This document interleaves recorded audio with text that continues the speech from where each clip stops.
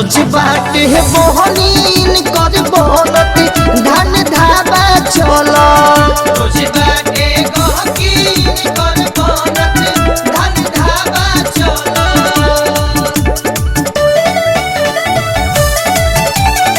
धन धाबा चलो गहकीन बोलो धन धाबा चलो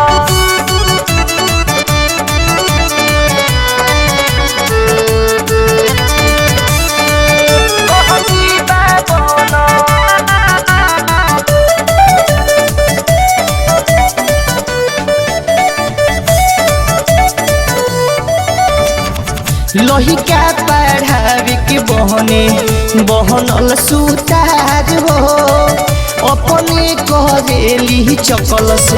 बाहर भातार हो लोही का पढ़ावे के बहनल सुतार हो अपने करेली चकल से बाहर भातार हो हट बाटी झारी जबनी कलश बहरिया हो रोज बाटी गहकीन कर बनत धन धाबा चलत कर तारी काम जाके गलत धन धाबा चलत कर तारी काम जाके गलत धन धाबा चलत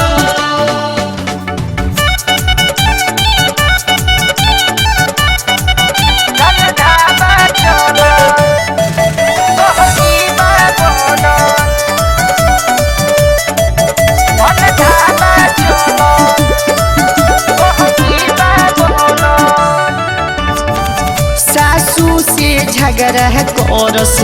रहस न गाँव में बड़ घर के बेटी हई रहेली ताव में बुझतर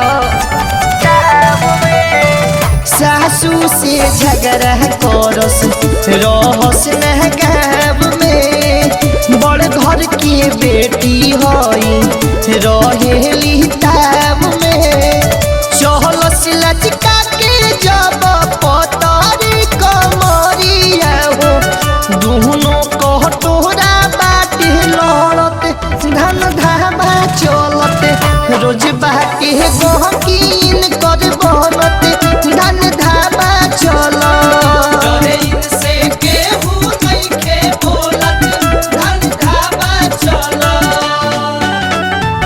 लोही का पढ़ावे भौजी चलली सहरिया हो कर तारी काम जाके गलत धन धाबा चलत रोज बाटे मोहनीन कर